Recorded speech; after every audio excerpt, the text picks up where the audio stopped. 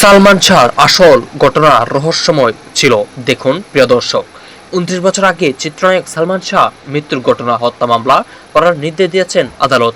মামলাটির তদন্তের জন্য রমনা থানাকে নির্দেশ দেওয়া হয়েছে। ঢাকার ষষ্ঠ অতিরিক্ত মহোদয়ের দায়রা জজ আদালত জান্নাতুল ফেরদাউস ইবনে গতকাল সোমবার এই আদেশ দেন। প্রথম আলোকে এই তথ্য নিশ্চিত করছে সালমান শাহর মা নীলা চৌধুরী আইনজীবী ফারুক আহমেদ। তিনি প্রথম আলোকে বলেন, সালমান শাহর মৃত্যুর ঘটনার নিরপেক্ষ তদন্ত করে পিবিআই। এই কারণে 4 বছর আগে 2021 সালে পিবিআইয়ের চূড়ান্ত প্রতিবেদন নারাজি দিয়েছিলেন নীল চৌধুরী। আদালত সালমান শাহের মায়ের সেই রিভিশন আবেদন মঞ্জুর করেছেন। একই সঙ্গে এই মৃত্যুর ঘটনার হত্যা মামলা করার নির্দেশ দিয়েছেন আদালত। চিত্রনায়ক সালমান শাহ তখন থাকতেন ঢাকার নিউ ইস্কাটন রোডের ইস্কাটন প্লাজার ফ্ল্যাটে। শুক্রবার সকালে বাবা কমরউদ্দিন চৌধুরীর ছেলে ইমনের সঙ্গে দেখা করতে গিয়ে ফিরে আসেন। দারোয়ান তাদের যেতে দেননি। নীলা চৌধুরী চোখে সেই সকাল এখনও জ্বালা জমিয়ে রেখেছে। তিনি বলেন, শেষ পর্যন্ত বাবাকে জোর করে উপরে যেতে হয়েছিল। বেলা 11টায় একটি টেলিফোন সে খবরটি দেয়।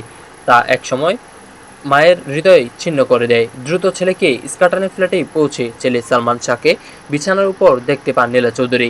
এ বিষয়ে তার বক্তব্য ছিল, খাটের মধ্যে যেদিকে মাথা দেওয়ার কথা সেদিকে পা, আর যেদিকে পা দেওয়ার কথা সেদিকে মাথা। পাশেই সামিমার, সালমান শাহর স্ত্রী, এক আত্মীয়র একটি পার্লার ছিল।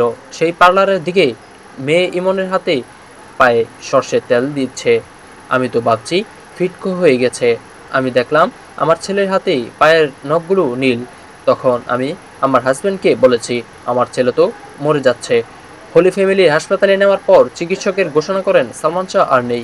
ঢাকা মেডিকেল কলেজের ময়নাতদন্ত বলেন আত্মহত্যা, কিন্তু পিবিআই প্রতিবেদন ফাকরুজ্জামান বলেছেন 4 বছর আগের নারাজি এবং আদালতের নির্দেশ হত্যা মামলার স্বীকৃতি সব মিলে ভক্ত পরিবারের মধ্যে রহস্য আক্ষেপ বাড়ে।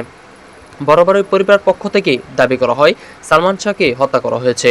নীলা চৌধুরী অভিযোগ ছিল তার হত্যা মামলার করতে গেলে পুলিশ সেটিকে অপমৃত্যু মামলা হিসেবে অভিহিত করেছেন।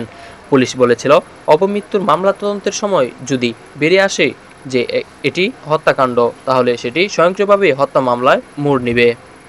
সালমান শাহের মৃত্যুর পর বারবারই সালমান শাহের পরিবারের অভিযোগ ছিল তার স্ত্রী সামিয়ার দিকে। তার সামিয়ার বরাবরই অস্বীকার করেছেন। গত বছর সাবেক স্বামী সালমান শাহর